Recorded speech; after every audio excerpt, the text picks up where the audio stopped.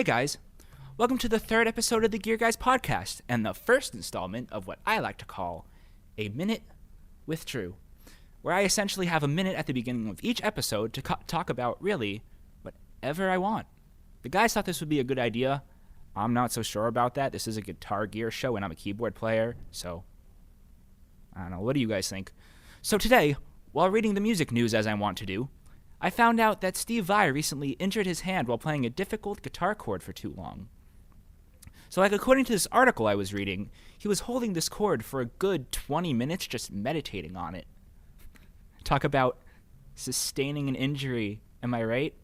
Holding it. Don't worry about it. But anyway, at the 5-minute mark, wouldn't you realize, hey, my hand is starting to really hurt. Maybe I shouldn't hold this chord for much longer and stretch my fingers or something?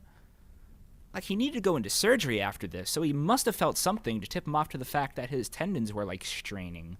I know I'm playing a difficult chord on either piano or guitar, or a difficult anything really. I can only hold it for a minute or maybe two.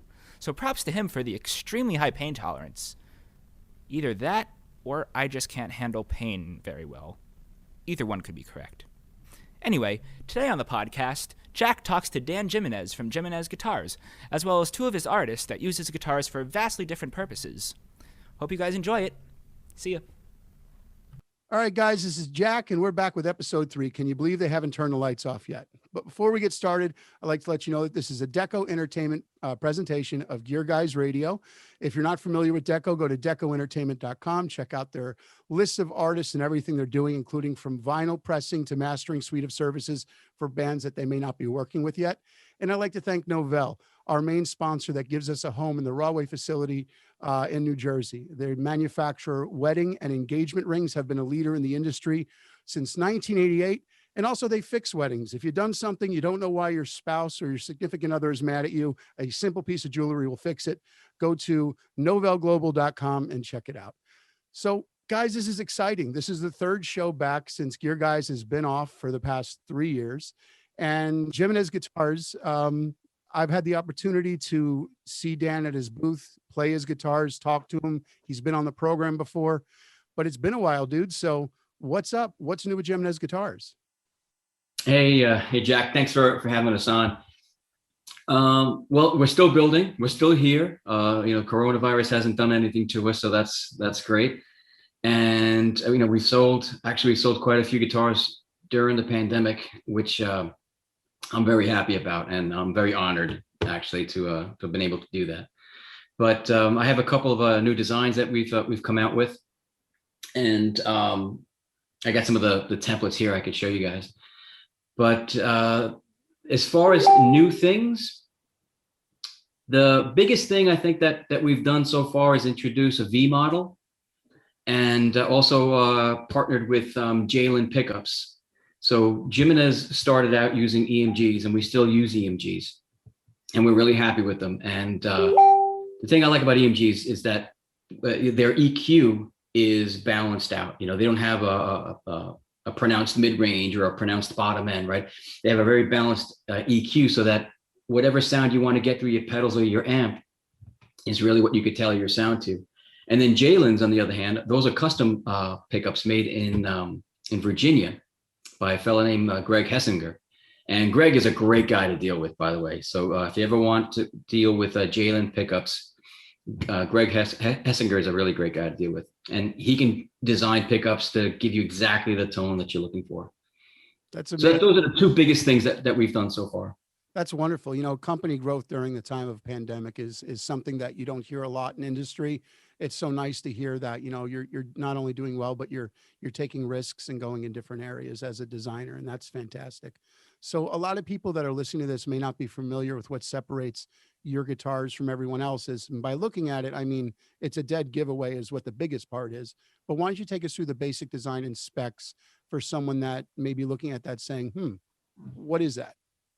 Okay, so our two flagship models are the Gimenez Saint and the Gimenez Sinner. And you can tell by their names, which one might have hotter pickups, where it'll drive a tube amp a little hotter. Obviously, the Sinner that we have over here, it has hotter pickups. But let me start with the same. This one's my daily player. This one's my personal one that is actually the prototype that we started out with. And so you can see, yeah, we have the tuners on the body, and we use barrel knob tuners, not the regular buttons. Okay, this guitar, by the way, if you can see, is signed by Rich Robinson of the Black Crowes. So cool. It was very exciting to get that done for me. But the guitar has the tuners on the body, but it's not headless. We designed a headstock that I think is pretty elegant, to be honest with you. I think headless guitars, they're great. They're just not the direction we want to go in. We feel that the look is balanced with the headstock. So that's what we did here. But with functionality, the tuners on the body really add to the balance of the guitar. I started Gimenez with the idea of catering to players in New York City. And the story with that was that I walked around the West Village in Manhattan with a prototype in my hand. It's like 3 o'clock in the morning, and I'm just going around with the guitar, paying my cover charge to get into a club, going up to the stage, and in the middle of a set, just handing a guitar to a guy. And ask, hey, just try it out. This is what I made, you know? And the idea was that because they play such long sets in New York City, that the guitar has to be perfectly balanced so it's comfortable on the shoulders. But also, since it's so tight on those stages, headstocks bump into each other sometimes. And so I decided, you know what, I'm going to put the tuners on the body. And I really found it made a huge difference with a lot of different things. And one of them was sustain. The tuners bolted to the body and having all the hardware on the body really add to the guitar's sustain. In addition to that, we have straighter string pull than most guitars. And people will look at the fanned out strings in the back here and say, well, how can you say that? And if you look at most guitars, number one, there's no such thing as straight string pull, right? Once it goes over the nut, no matter where it goes towards the tuner, it's always being bent or over the bridge. And so you have, for example, like tremolos. You know, tremolos have the string go at a 90-degree angle, right, into the block. So we found that the sustain is really added with this design, and tuning stability also, because we have a Shaler roller bridge. So the saddles are actual wheels, and we have a nice gradual transition leaving the bridge with the string guides. Absolutely. For the folks that are listening that don't understand that may have a 3-in-3 headstock like a Gibson, and you're always fighting that G string. I know that's fun to say, but if you're fighting that G string, it's because the angle and the nut isn't perfectly cut. And unfortunately, with mass-produced guitars at this time in our history, they're not getting the attention to detail to be able to maintain the tuning stability. And that's why there's companies like Tusk or that nut sauce that you could put on there to make it a little bit more lubricated. Everyone likes a lubricated nut, so we'll leave it at that. But by having the tuners at the bottom like that, I know when I first looked at your guitar, I'm like, I'm an asshole to my gear on stage. I beat the hell out of it. I really get into whatever I'm doing, no matter how simple it is or, you know, how intense it is. I got to give it my all. I always thought, well, not always, but when I saw you at your booth, is that my elbow would dig into this. And when I played your guitar, the way that it's cut, it wasn't. So folks listening to this, I'm not a small dude. I'm 6 foot. I'm 260 pounds. You know, I got the perfect dad bod. So when I'm going out there playing, you know, I need to worry about things that someone who hasn't eaten in 6 weeks to say skinny isn't going to be worrying about. And that's where my body placement is on the guitar. And I was able to pick up your guitar without any issues and play it with the same issues that I had with other guitars throughout history that have had the tuners on the body, kind of like the ones that Gibson did in the 70s, where their marketing department took over and designed guitars incorrectly. I want everybody that's watching this to know that this guitar does not fall into that category. It may look like it, but I can tell you from experience playing it, that tuning stability with your arm, it's not going to get in the way. Just wanted to address that before you go any further. So let's really geek out and go into the specs. What's your scale length? What fret wire are you using? Shape of the neck? Is it always bolt on? Is it set? Is it through? What is it about a Gimenez that's going to, you know, cater to a particular player? Okay, so my whole idea with building guitars, because you know I grew up as a really poor kid, so you know I couldn't afford a real expensive guitar. So I was worried about whatever I had, if it would break, how would I fix it? So the way I designed Gimenez was really with a practical kind of approach. They're all bolt on, number one. The necks are press fit into the body. So I have better contact with the transition between the neck and body joint than most other guitars that are like either set neck or whatever, because it's actually press fit. You can press fit the neck in and you could shake it without any screws and the body won't fall off. So like in case the guitar would fall and you'd crack it or whatever it was, you just replace the neck. That was my whole idea. And the fret wire I use is a nickel alloy. Well, I used to. I use stainless steel. I avoid stainless steel because of a little bit of laziness that I have, because it's a lot of work leveling those frets out. But I use a medium jumbo. Typically, my standard models are a medium jumbo nickel frets, 6150. I was going to say that. Very good. And the nut is a tusk nut. By the way, you mentioned tusk. And the shape of the neck is a soft D shape, okay, where it's slightly flatter on the sides and then has a shallow D scoop. We run about just under 3/4 of an inch at the first fret and just over, see, how do I get this into fractions? Just over, well, I'll give it in decimals, 0.87 inches at the 12th fret. Nice. What's the radius you're running? Right. Well, what's the radius? Yeah, what's the radius? Oh, 14 inches is the standard. We can go 9.5, we can go 12, we go 14 or whatever, but our standard is 14 inch. I think that's a really good marriage between, all the playing styles and the feels and stuff. So an Ibanez player can pick up your guitar and it feels like home, and, Gibson player, it'll be a little bit flatter than what they're doing. And if you're playing, one of the modern Fenders, you'll feel right at home. But if you're a traditional 52 boat, or you're getting the old school radius, this may be a little bit too flat for you. But this is, from the specs you just explained to me, this is meant for something where you can speed up really quick when you get past that 5th fret, where some of the other guitars you're going to trip over your fingers when you really want to play fast. So metal, fusion, if you have to play a variety of different music, like Phil does in a wedding band, this is an instrument that, it sounds like from the specs, that gives you that versatility. So you really only need one for the show, and that's really great. Yeah, that really was the whole thing, because like I said, the players in Manhattan, they play all night long, and they're mainly covers and things like that. So they need that kind of flexibility with their guitar. That's awesome that you have a workhorse like that. So I've seen you making guitars. I think there was one that was a beautiful flamed maple top, that you're getting into more of the tone woods as opposed to the painting of it. Is that a direction, or was that just a one-off piece that I saw? And it was, no, it's not a one-off or a direction. I always had those in mind. It's really the availability of the quality wood. All my guitars, the standard models, are all maple neck, maple body. And, again, that was practicality. I felt that the maple, out of all the woods that you make guitars out of, maple seemed to be the most consistent and most predictable when you work it. So, when manufacturing the guitar, you know what to expect. So I kept it maple, but I also found that maple really cuts through the mix in a live setting. And it also adds to the sustain, in my opinion. That's just my opinion. But as far as like the flame tops and everything, it was all what's available. If I see a good flame maple top, I buy it. If I see a flame maple top and I'm like, you know what, I'm not terribly impressed by it, I'm not going to use it. So it's really what I have. It's really what I have. And in this part of the country too, getting figured wood is difficult. We're just outside of New York City. And so getting figured wood is a bit of a challenge. So I had to do a lot of traveling in order to do that. Yeah, with trade shows, it must be nearly impossible to get something, because I know when you go to like NAMM, or if you go to these regional shows, there's always someone that chopped down a tree and has this beautiful piece.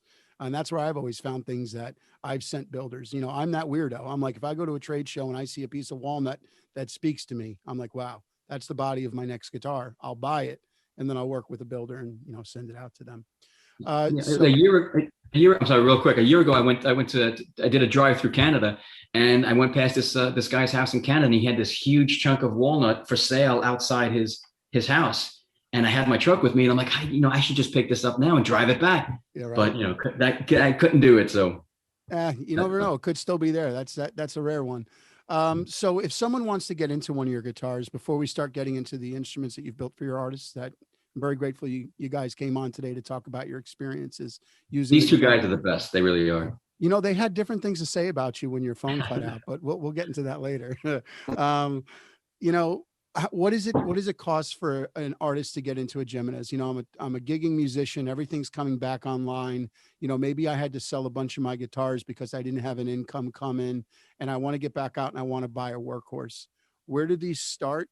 And what are you capable of doing? I know that you have the relationship with EMG and everybody else, but if I'm a fusion player and I want to throw a set of Fishman Fluents in there, could I send that to you for you to wire up? And where does it go from there? Yes. Okay. So the answer to your question to that last one is yes. So they start at about 1,500, and that's for a basic model, and that could be with a figure top or with painted. It depends if I have it available. And it'll be a maple neck, maple body with whatever figure top, and nickel alloy frets, 2 humbuckers, and if you want a 2 or 4 knob configuration, that's where we start. And as far as painting goes, it depends on if there is a special type of color that you want that I'd have to have mixed. I can do that too. I also mix my own stain colors. So if there's a specific stain color that you're looking for, I can mix it myself because I mix my own stains. As far as pickup configurations, yeah, we have the EMGs and the Jalens, right? Those are our standards. But if you have something else in mind, we can certainly do that. As far as, let's say, like a piezo system that you were mentioning, yes. As a matter of fact, I'm in the middle of building a guitar now for another wedding player named Danny Gimenez, which, by the way, which is really interesting because my name is Dan Gimenez and he's Danny Gimenez. So, but no relation. Oh, look at that. Okay, I was going to say good nepotism, but yeah. And he's a good guy too. He bought one of my flame maple top, actually, Gimenez's. And he loved it so much that he said, "Can you build me another one?" Which will lead me into something else, actually, which is really interesting. But he's a wedding player, and he also plays with the New York Phenoms, which is a band here in New York. And he's a great vocalist, absolutely fantastic vocalist. But he needed a guitar that had a little bit more versatility, where he didn't have to bring his acoustic and other guitars. So he asked, "Hey, Dan, can you build me a Gimenez, but can we put a piezo in there?" So I said, "Sure. Let's do it." So I use Graphtec's Ghost system. That's a great system. So I'll be wiring that one. Yeah, I've never used it myself. I don't know much about playing piezo systems, to be honest with you. Can I give you? So I'm really. So yeah, with sure. the piezo system, when you're going through the house system, what a lot of people don't realize is that most guys are just going DI and having a separate out and then running it through their guitar rig. There's a really great sound that you can get out of those systems by just having 2 volume pots, is by having one volume pot that's separate from the under saddle system on electric, and then the one that controls your other pickups. So you can blend that magnetic sound in. That way you don't need to notch out. You could still get that crisp high-end sound opposed to working with a notch filter like you would with an acoustic. I run that on the D'Angelico that's right behind me. I put together my own system that I wired up with a preamp that's on a 50, 25, and 15% on a rollback. So when I go out, she doesn't squeal. But yeah, that Ghost system is nuts. I have that on a Strat. Yeah, I love it. I've heard wonderful things about it. Yeah, wonderful things about it. So yeah, so I'm doing that too. And for him, he wanted a slightly lighter guitar because, again, his sessions are really long. So we're making it out of basswood, which is not my standard wood, right? But I'm willing to work with different kinds of woods, and basswood is something that's easy enough to turn. So yeah, a lot of people put their nose up at basswood. I think it's great. It's a little bit. It gives you more of a tonal property of cedar that's mixed with maple. You're going to get the clarity to come through, but it's going to give you that note warmth that you get from cedar. I'm a fan of it, especially on instruments that have really, really hot pickups in it. Well, I'll tell you something. So Frank's white guitar right there is made out of basswood. Good call, man. I think that's great. You can't go wrong. You know, where Yeah. Parker Fly screwed up is they went with a guitar that weighed 3 pounds, but you couldn't get that note clarity from it. But using something like basswood with a maple neck, you know, depending on how the grain pattern is, that can really amplify and give you those beautiful notes that you're looking for. Sure, sure. As far as like where you can get the guitars too. So we're, like I said, we're based outside New York City on Long Island, and there's a store, All Music Inc. in Plainview, Long Island, that carries all Gimenez's. So they have my entire line there. As a matter of fact, this one here is from All Music. So I got it in just so I could do the show with you guys today. This Great. here We'll is have a an link to Ambrosia. that. We'll put a What's link that? to that. We'll put a link to that in the article that's attached to this. So anybody that's interested in buying this can get it. What is the price of that with hard shell case and with gig bag? So it's a hard shell case. This one here is $12.99. Okay, and it's lower than the 1500 because it's brand new. But I did loan it to a player, and he played with he had played with Prince. He recorded with Shania Twain. He does a lot of session work in New York City, and his name is Mark Bowers, an absolutely phenomenal player and the sweetest guy you'd ever meet too, real sweetheart. So, I don't care about him, but you're telling me that guitar was in the presence of Prince for $1,200? Well, no. He had played with Prince. Okay. Let me make sure I'm clarified. He had Okay. played with Prince at one of his shows at his house. Before I even started Gimenez. Oh, I was going to buy that right now just for the juju, you know. But, So, all right, but mine is still available. But Yeah. because he's such a nice guy, you know, I said sure, he'll play it, and you know, he took it around, played it in clubs in New York City, which was really great. He actually was one of the guitarists years ago in 2014, where I was walking around New York City at 3:00 in the morning with a prototype, and I just handed it to him, and so that's kind of how it started. And That's such a Phil. great story. Oh, I have a lot of great stories with all of my players. Phil, right here with the purple guitar, he actually took that prototype, and he said, "Hey, give it to me. I'll play it at every single one of my shows for a year, and just to make sure it was roadworthy and it stayed in tune." And he gave me such great feedback. And you know, without Phil's input, you know, I couldn't have developed the finished guitars that I have here now. That's So, great. Matter of fact, why don't we get into the guitar and the specs for your artists before we take our break? And then we come back, we're going to dive into a little bit about each artist that's here today. So let's Sure. start with Phil's guitar. What is it? What is it made of? Obviously, he needs a very versatile instrument because he is in a wedding band. So how does that differ from a standard model, or is that pretty much a standard model? So that standard model there worked for him. He has 2 EMGs in there. And by the way, the EMGs that we use are passive. We don't use the active line. If you want actives, we can put that in there. I just have to route the 9-volt battery cavity. But other than that, so we use the EMG passives, and I find them to be really musical, the EMGs. Those are the H3s, ceramics, and they are a little hotter than the H1As that we use, which are alnico magnets for the EMGs. And they're a little brighter. And when he splits between the 2 pickups, he gets a nice chimey tone. So for doing covers, if he needs something that's a little bit brighter, a little chimier, you know, he could split the pickups and he'll get that tone. And some of the other songs that have a little bit more grit, he could use a bridge pickup for it, and it really drives his amp. I think he plays through a Marshall, so it pushes those tubes really hot. That is an ambrosia maple back with flame maple top. So ambrosia maple, some people call it wormwood because it has the coloring from the worms eating it. It's beautiful And wood. yeah, it is. It's real pretty. So he has that with a flame maple top, maple neck, and maple fingerboard, and just regular volume and tone pot, 3-way switch. Listening that really don't know how to translate what tone wood means is the wood brighter the tone, meaning you don't get that mid hump out of it. So by having the wormwood, which is very hard, by having the maple that's very hard, by having pickups that are compressed naturally, you're going to get more of an even tone, and that's excellent to use for live performances where you're switching between genres, that you don't want that wide open 59 sound for the blues, or, you know, that strat sound for something more poppy, or something completely compressed that's active for more of a metal sound. That is a very versatile instrument for those that can't translate what the tone wood and specs mean. Also, I got a cheat for you if you wanted to use watch batteries for the EMG active, so you don't need to reroute after this. If you're interested, I'll send you the wiring diagram. It lasts 3 times as long also, and you can get a USB-C port to charge the guitars instead of replacing the battery with some of the other ones. Someone had sent me a link. I to wires absolutely would love that.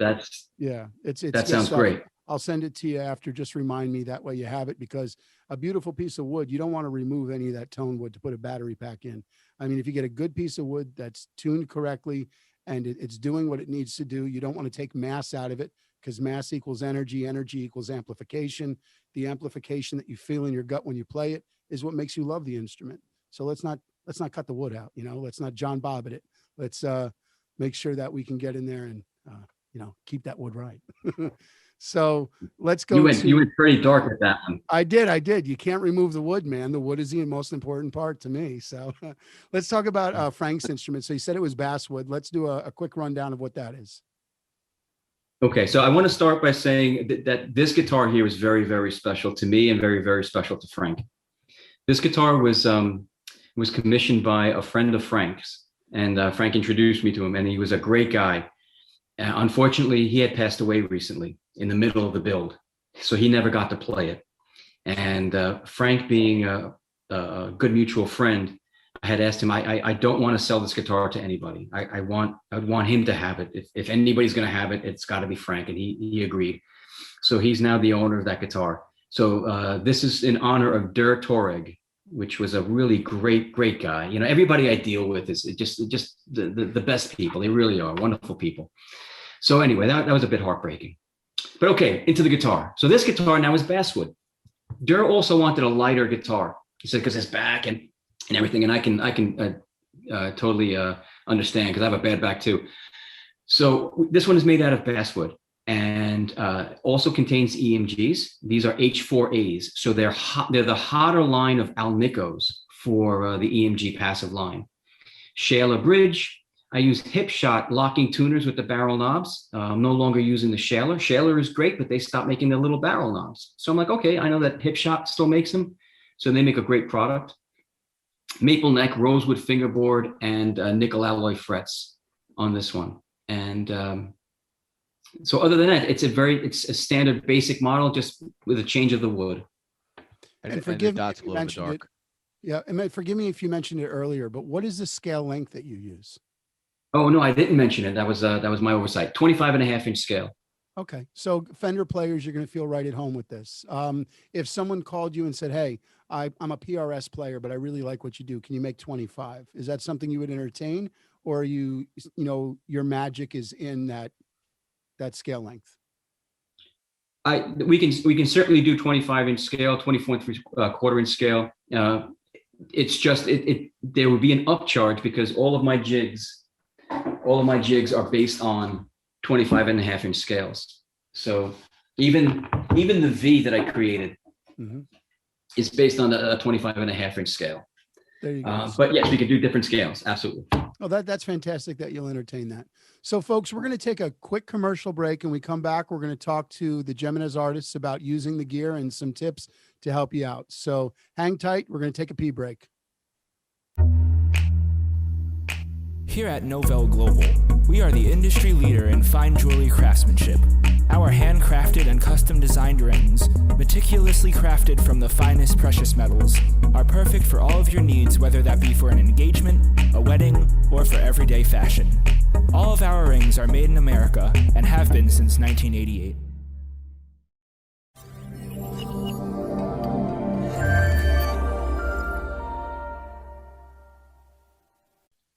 All right, folks, and we're back. If you're just joining us, we're here with Dan with Gimenez Guitar and a few of his artists. We're going to be talking to the artists at this segment of the show about how they use the instrument that Dan made for them, and a little bit about the music and what they do. So we're just going to kick it back over to Dan. He's going to introduce us to Phil.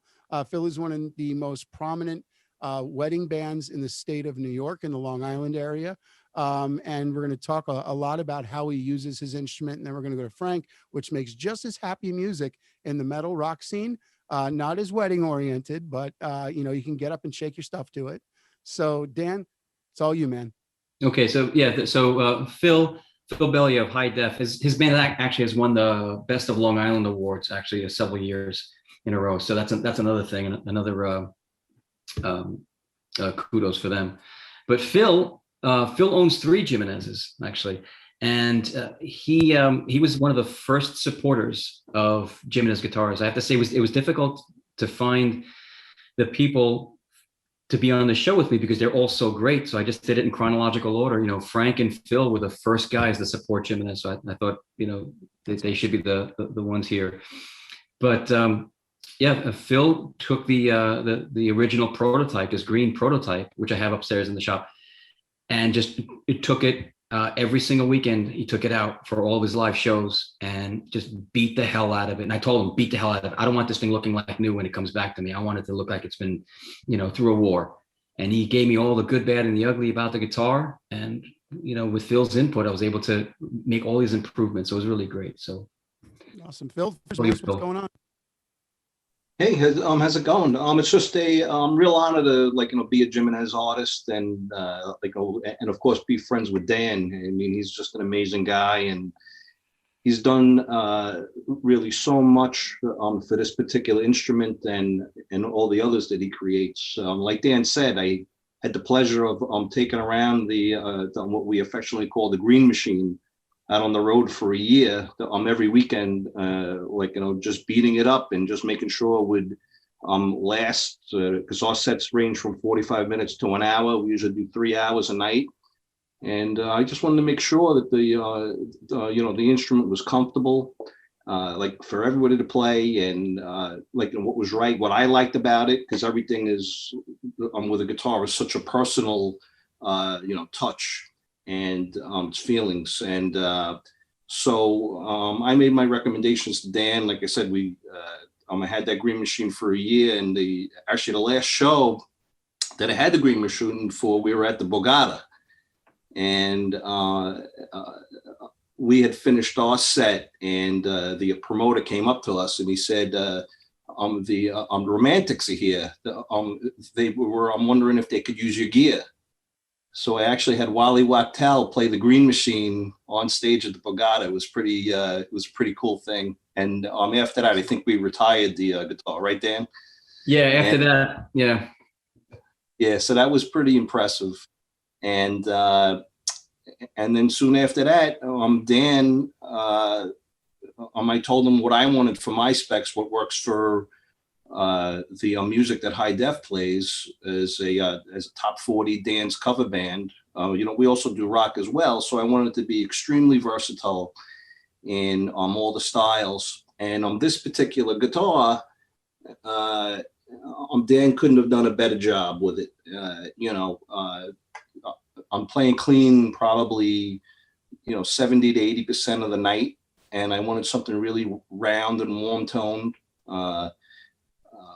Through my rig, I use a Marshall, like Dan said, and this guitar really stands out. It cuts through. The cleans are nice and round, but it's when I have to kick into distortion, it is dirty and it's nasty, and it's everything that I could want. So yeah. So this guitar was such, it plays easily. Like I said, it had to be comfortable for me in my hands. And actually, I got to tell you a little story. When I first met Dan, one of my apprehensions about the guitar was that it's a hardtail guitar.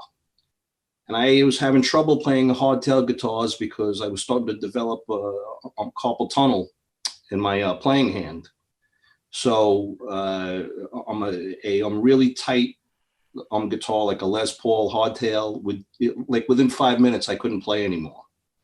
So I had my apprehensions about this guitar because of the hardtail, but the design and everything, I could play this comfortably for 3 hours, not have any discomfort at all. And I know a lot of players also suffer from carpal tunnel syndrome. So this is your answer. If you're struggling with that sort of symptom. And I like this guitar so much that I was able to secure another one. This red Saint over here, beautiful bird's eye red body with EMGs in it. and it was another beautiful player for me. Performs the same way as my Purple Beast right here. And then after that, I was actually lucky enough to secure this natural guitar, which plays just as well. And as a result, I take all three out on every gig, just to have a change guitar. This one I actually have tuned down a half a step for songs that require it. So I just strap it on and we're ready to go. But all three are tonally equal, where I'm not going to have any jumps. There's a lot of people as they switch guitars, there's changes in the guitar's output. Everything for me is even with all these three guitars on stage. And like I said, I usually use all three in one night. It's just just for the change, and it's just great for me to have because they're so versatile. That's great. Now, because you're in a wedding band, you have complications with gear that most people wouldn't have, because you're bouncing from something that could be an oldies to something that is modern to something that is rock to something that is pop, or just something that's completely different. What type of signal chain do you have set up? You have your pedal board that goes into your amp. I'm assuming you use pedals for the multiple, things that you do. Walk us through the different tonalities that you're able to achieve with that guitar. And if you can, relate it to a song so people know that, yeah, I can get XYZ out of this, but I also get XYZ. I saw you have things from Pharrell Williams' Happy on your set list, all the way to things that from, 25 years ago, because, you get the drunk uncle saying, yeah, man, play that song, and you get it and you got to nail it. So your signal chain for when you go to a gig. Sure, absolutely. One of the things that I wanted, because of my wireless setup, and the first thing on my chain happens to be my wireless rig. So I had Dan, and I like a side jack. It's because that's what my wireless that I choose. I use a Sennheiser wireless, and so that's the first part of my signal chain. Then from there, where I'm going into a bunch of MXR effects pedals on the floor. I also use a Boss acoustic pedal, of which Dan had mentioned previously that he's exploring the on piezo pickup. So actually, I'm probably going to go with a fourth guitar with one of those systems in it as well. But anyway, in other words, I use a bunch of MXR effects. I also actually have a Boss mini pedal board, an ME50. And I can get so many different effect sounds from there. And then I just go right to the Marshall amp. I have a Marshall 30th anniversary. I use numerous combos, but I have three in particular that work really well for me. And that's it. It's actually pretty much plug and play for me. So this is your desert island. If you were stuck on a desert island and given a gig, you would play that guitar? Absolutely. And this guitar, I could just, it's so effortless to play. Has killer sustain, which was very important to me. And I could just play for hours and not have any discomfort. It's just a joy to play. And that's why I have, I'm three now, and I'll probably go with the fourth sometime this year. That's amazing. Dan, would you tell us a little bit about what Frank has going on there? I know you spoke briefly about the guitar. And then Frank, take it away. Let us know what you're doing. Okay. Well, Frank's first guitar, first Gimenez, is the blue one that he has in the back there. And that one is maple body, maple neck, rosewood fingerboard, mother of pearl block inlay. And that one is significantly heavier than the white one because of the maple body. But so that was Frank's first guitar. And that one, that guitar there is a bit of a one of a kind, because it's the only block inlay guitar that I've made. It is also the only Gimenez that has EMG H2s in there. H2s are probably their mildest passive pickup, Alnico, and very musical and with a lot of harmonics in there, which is really interesting because you don't really get pronounced harmonics in milder pickups, but these H2s it really gives you that. So that's really great. Other than that, it's standard. It's a 25.5-inch scale, Those have the Shaler barrel knobs and the Shaler bridge.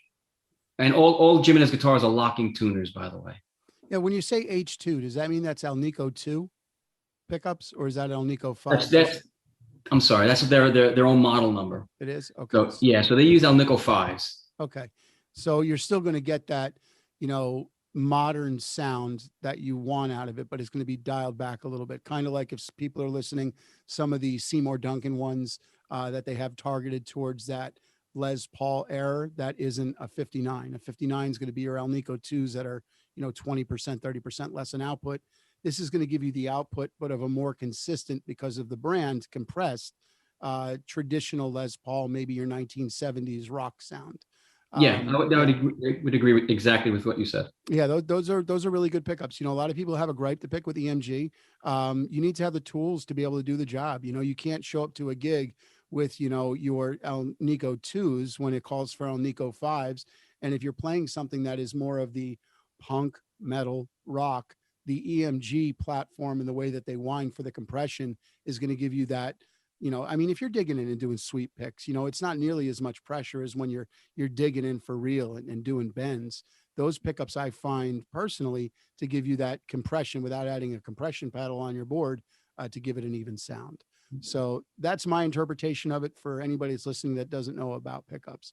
But Frank, why don't you tell us about the application you use your guitars in?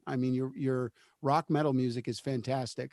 It's correct for the type of music it is. And it's something I say that I may not sit back and listen to metal music all day. I'm a blues guy. I love Delta blues.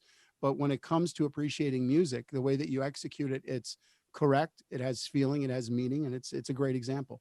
So how do you use that guitar, and why does it inspire you to write original music?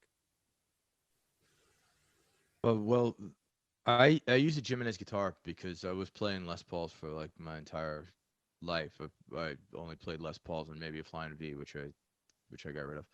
I got rid of all my Les Pauls and Flying Vs when Keith came to my house with these two guitars. He came with a Saint and a Sinner. Keith is my business partner, by the way. I forgot to mention. Sorry, Keith. But Keith is my business partner. I was waiting for that. So he came to my house with these two guitars one day. I feel like I don't even know how long. I might have my timeline is a hot mess. I have no idea what happened yesterday. So I'm a toddler. I don't even know what time it is right now. So Keith came to my house with a Saint and a Sinner, and it was I plugged it into my angle, which I had in my living room. Plugged it into my angle, which is what I use. I go straight guitar through angle, and I don't know. I think I was there for an hour and a half. I didn't stop playing, and then I said, okay, you have to take this back, because my response to these guitars was 100% emotional. And then when I realized why it was 100% emotional, what I'm holding in my hands is a guitar that was made for my fingers. I never met Dan before in my life. He made this guitar. He made these guitars for my hands. So like I was fighting to play Les Pauls. These guitars are effortless to play. We're in a spot right now where we're recording a full-length record, and we're not really writing right now. And I don't know that I'll be writing in 2021, because we're probably going to take this entire year, because we all have pretty thick schedules. So we're just doing it piece by piece, recording songs piece by piece. I'll record some parts at home and email them, and the other guitar player, Joey, he's like an engineer, so he can fix he can fix whatever ugliness I put out. At any rate, as far as writing right now, I'm not really writing anything, and it's not because I don't want to. It's just there are severe time constraints. But these guitars are amazing. They're just amazing instruments. So when I touch the guitar, I see walls of them. Like touch the guitar, close my eyes, I see walls of these guitars. And I want what he's smoking. Probably the most. I want to close my eyes and see walls of guitars. Walls of Gimenez guitars, and it's because they are I've been playing my entire life. I don't remember not playing guitar. I played every guitar there is, and I don't think there's a more playable guitar. I think this is the most playable guitar in the history of guitar. It's a hell of an endorsement. It's Yeah, it's ridiculous. So that's what I'm doing. I can't wait to start writing music on it, but I honestly straight up don't have time right now. I I have my work schedule is ridiculous and my toddler schedule is awesome, and the Let's talk my about that, guitar man. schedule is a little. There's a lot of people right now that after COVID that are finding themselves in a similar situation to you that may have had a career being a successful studio musician, performing artist out with their band. But because of COVID, when it comes back online, we automatically know that, people aren't going to go back out because the tier one artists are so desired right now. It may take some additional time for you to get back online. How do you juggle the fact that you're Sure. this artist, that you want to get this art out and make original music, but because of the constraints of the way our society is right now, you're having to take a step back? How do you juggle that? How do you hold that in? How do you not just say, God, I'm going to lose my mind if I don't write something today? What is that? Share that information. Um, it's not easy. I kind of most of the time when I'm in a writing mode, I speak it into my phone. I'm in the car. I'm driving to work. I speak it into my phone. If I'm at work, I don't really take these headphones off. I walk around with them all day long. Like wherever I am, I just have these headphones on. And at work, I have them on too because I have, I need to hear what's coming out of the headphones. So in case I have an idea, I just speak it into my phone, and then I get home and everybody's asleep. I look around. Is there any noise? I have a Pandora, and I plug it into the Pandora, work on it, and maybe I put it into an H4. Maybe I can put it into Logic. I'm just not in a hurry about it. I realize this is what it is. I'm not in a hurry. I'm Art going to can't be be here a while. forced, man. Art is like a fart. If you force it, it's going to turn to shit. You can't do it. You got to let it Yeah. take its time. It's got to stink, and then you got to refine it. So I think that's very Definitely. admirable that you're putting your life in perspective so you don't jeopardize the quality of your art. And that's a very respectable thing from one artist to another. I think that's kick ass, man. Thank you. So Thank you. Yeah, here we are. yeah, so you got the blue one and you got your buddy's guitar, which has a very touching story to it. How do you use them separately? What does the basswood offer that the maple doesn't? Basically, if I'm recording, because I haven't played either of these live yet, because we, you know, we're in a Mhm. global pandemic and we were not playing so many shows before that. Not on purpose. It's just that, circumstance. The drummer moved to Florida. We're a lot on the internet now, a lot back and forth with emails so this guitar does. It has a very thick sound. It's a great sound.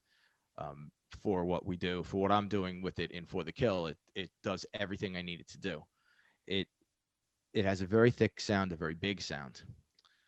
Now, what I defer to is I defer to Joey, the guitar player, because he has ears and he can say, no, not that one, use the white one. And he says, no, not the white one, use the blue one.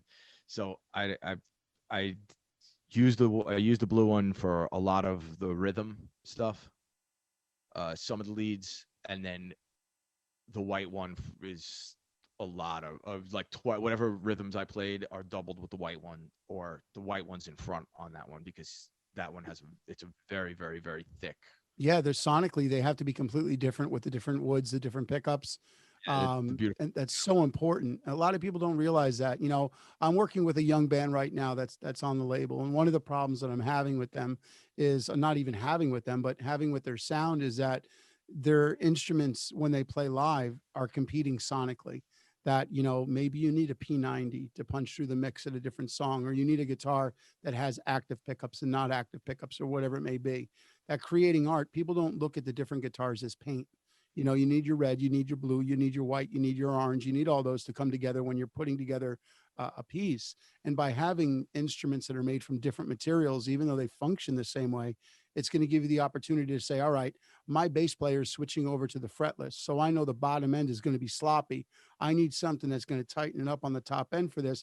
And I need to use an all maple guitar to punch through. But if my bass Sure. player goes back to fretted and someone's playing an acoustic guitar, I can get away with something that's chunky. I could throw it in the mix and just dominate that track. It's all about having the right instrumentation to get your art across. So the fact that you have two guitars that are completely different that look the same, again, for the folks listening, expand your palette, have these these colors for you to paint your portrait while you're doing it, the audience, they're not going to notice it as much when you're playing live. But when you're recording something and it's in the mix, it's what's going to separate that punch from a tap.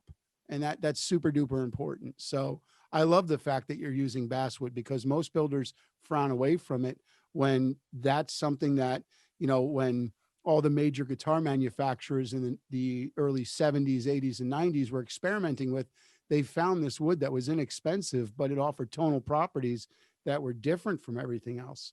So that to me is super cool. I just want to geek out for a minute on that. Yeah, I really enjoy it. So once I got the first one, once I bought this one, I think it took me 2 years to buy a guitar because I'm not allowed to have so many. Mm. We have You ground rules in married? the house. You're Yeah. married? Yeah, Oh since yeah, October, dude. since October 8, 2004 at 6 p.m. See, there's a solution to that. And that's what I say. Our sponsor that makes jewelry, we have an algorithm worked out. We figure how bad you screwed up. Sometimes you don't even know that you screwed up based on how much the guitars you want to buy. And we could put you into a right piece of jewelry to even the playing field. I'm telling you, anybody listening, we got an algorithm for that shit. That's awesome. the perfect segue. Exactly. Right. awesome. Definitely. So what I want I want another one. I want another one. of course you want another one. Why wouldn't you want another one? I want the Valina. He made a Valina V for one of our friends, Yeah. and I love the design. So that's my next one. And The Volina that he's talking about, this is the jig for here. Yeah, So that's cool.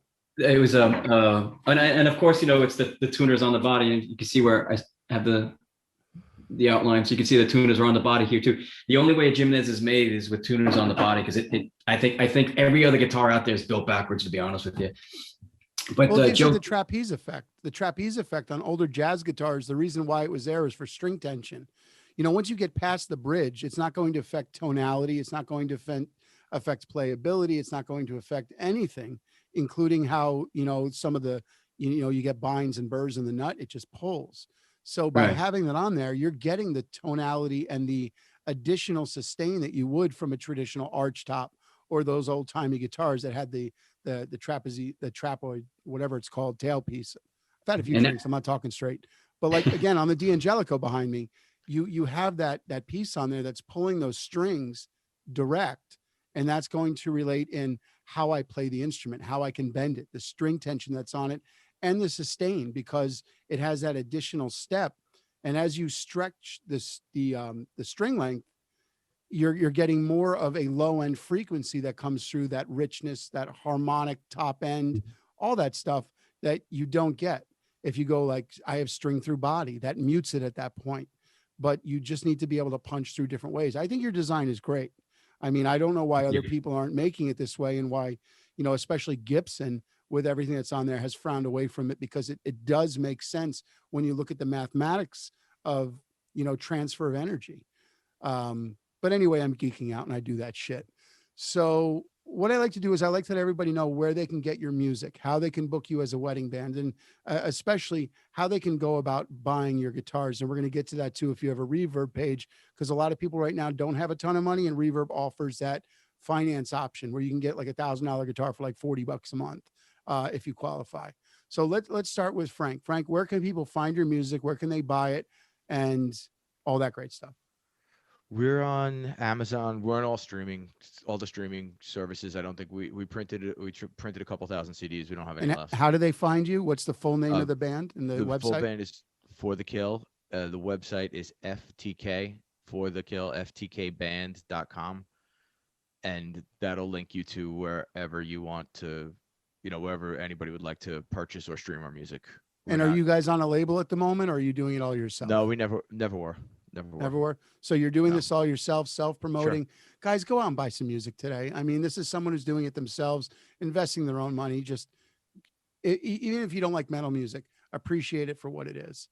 Do you have any gigs lined up, or are you guys exclusively working on the next album for the next year or so, like you said? We're working on the next album until it's done, however long it takes. We do have very tight schedules, so it's a day here, 2 days there, an hour here. It's not, we don't have time to go sit down and make a full length in a real studio. So we're doing it. Joey's got a real studio in his house, and that's what we're doing. It's, FTKband.com, and we have Facebook, I think, is For the Kill Music, all the other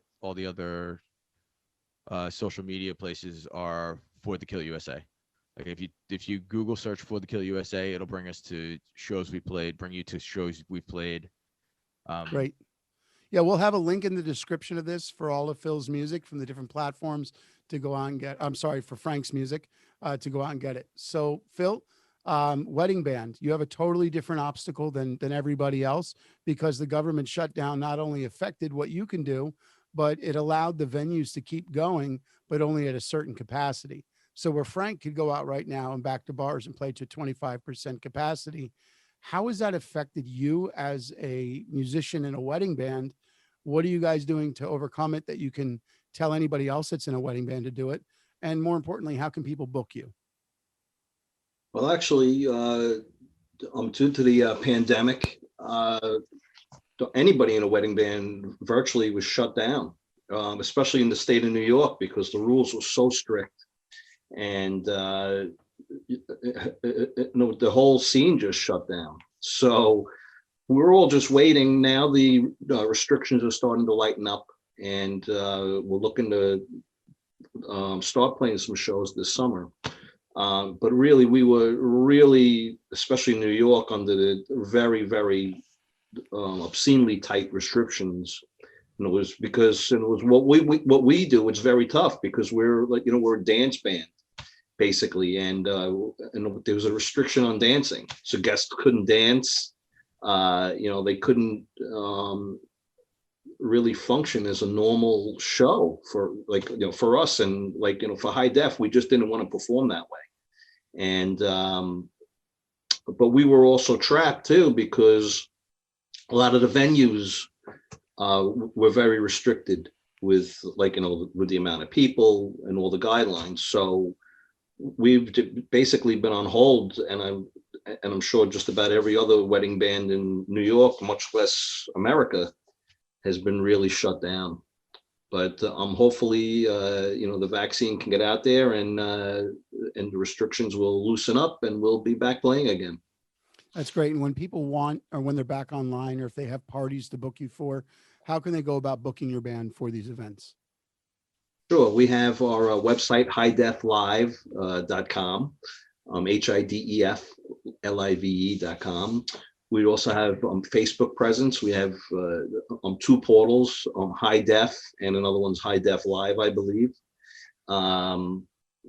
And also Instagram, we're on, and we try to stay on all the social media. Instagram, I think it's High Def, at the High Def Live, limusic.com. We're on there, and I think we also have a Twitter account. So we are on all the major social media platforms, but the best one to go to is our website, hideflive.com. That's excellent. So folks, if you're getting married, and this is something I have no problem saying right now, I mean, the main sponsors of the show are the leaders in making engagement and wedding rings. We're gonna do some stuff together to make sure that you're seen by people that are getting married at the time of engagement. We're going to work that out, man, because Awesome. Dan is a good friend. He's supported industry. He's supported my show throughout years. I want to support his artists. I want to support him. It's about the community, and it has meaning to me. And as long as everyone that's listening to this show knows that when you come on this show, it's about helping the next person. It's about helping community and getting back to where it was. That's what this is all about. So may I mention something about the community? Oh, absolutely, dude. I got to say, I think the most valuable thing that we've gotten, Keith and I, for starting Gimenez Guitars is the library of friends that we've created. Every single one of the guitarists that buy a Gimenez, they become like just the greatest friends. Phil and I, we've gone out for a beer, and I've hung out with Frank. And I've met Anthony and Jose from Moxie Guitars, and Moxie Guitars. They're great. If you're looking for really unique designs, that's one right there. Anthony has some great stuff at Moxie. Right, yeah. There's a Moxie right there in the back. Exactly, Moxie right there. Yeah, he's a great guy. Yeah, he really is. And Rich Chaffins, who you interviewed a couple of weeks ago from Agape, he recommended a customer to me and ended up selling a guitar to him. So that's the kind of community that we've created. It's just really wonderful. It really is. If nothing ever comes from Gimenez Guitars, that will be enough for me, to be honest. Oh, and can I tell a story about Frank's shirt? Absolutely. All right, Rook, I don't want the show to run too long, but so Frank, We can go as long as you want, man. I got scotch. Yeah? Let's do this. Right on. So Frank being one of the first supporters. So check this out. We're just outside New York City on Long Island, right? So Keith and I had a guitar show in, I think the town was Wyomissing, Pennsylvania. And so that was like at least like a 3.5 or 4.5 hour drive from where we are. And Frank, Reddington, right? Reddington, Pennsylvania, the Reading Inn. No. It was before that one. It was the very first show we've ever done. The B3 show that Bonnie puts on.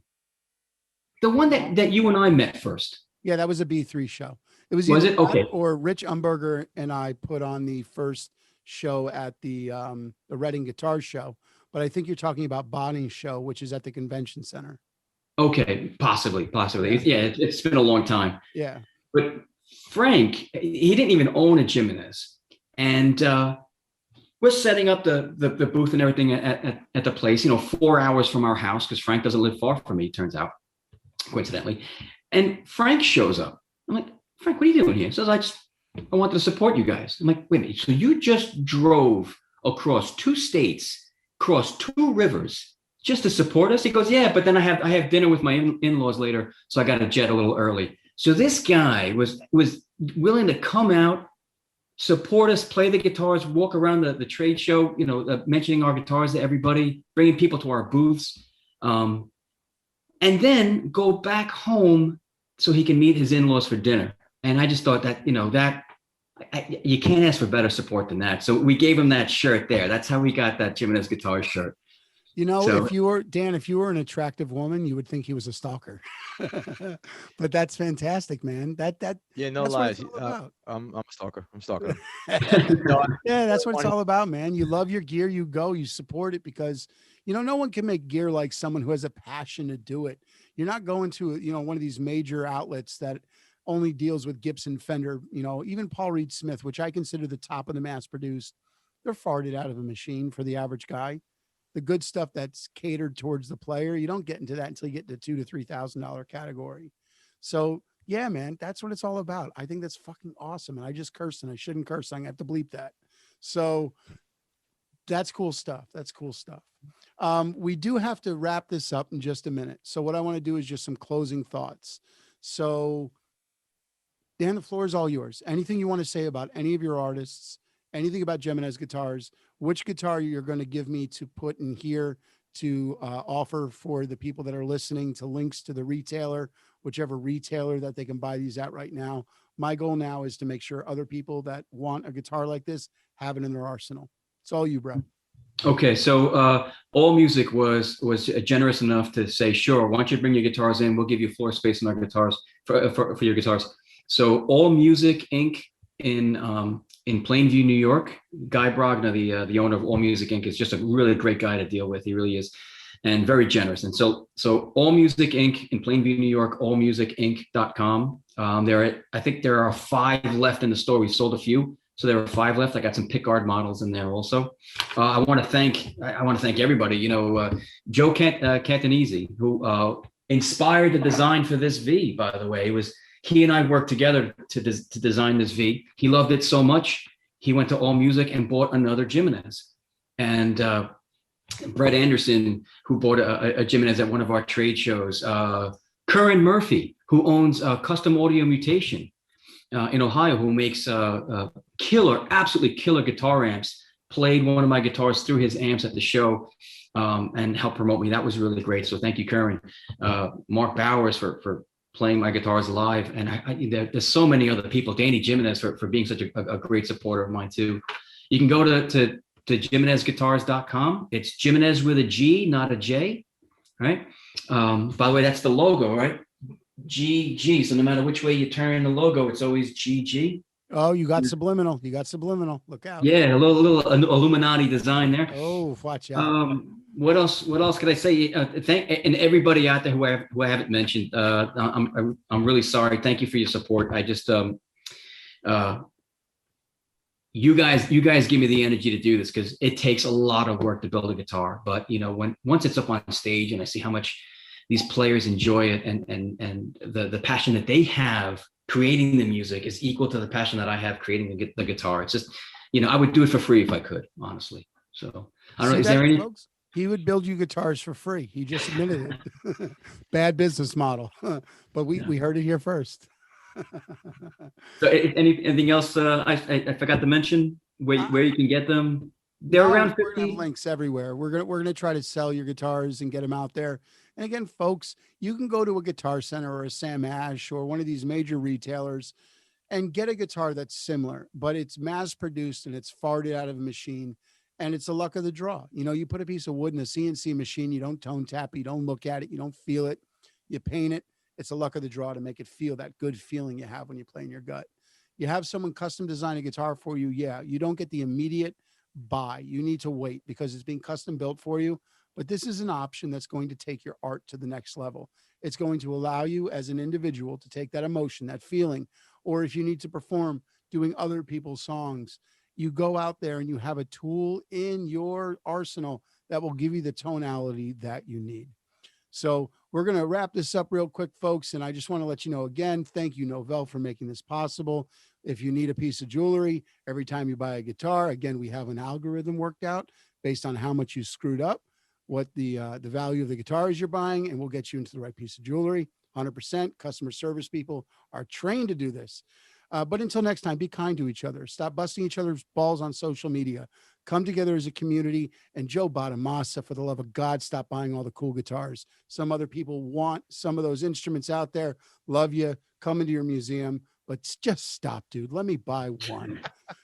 So until next time, do whatever it is you do. Make music. Send music to to us via email. We have a whole team of people that are looking for the new artist, Ricky's Picks. If you're not familiar with it, it's songs from Spotify of unknown artists for us to push it. We're all about artist love. So thank you for joining us today, guys. And until next time, again, I would say see you on the radio. I'm not familiar with saying see you on the podcast, but we'll be back here in 2 weeks with another interview with a gear maker and their artists.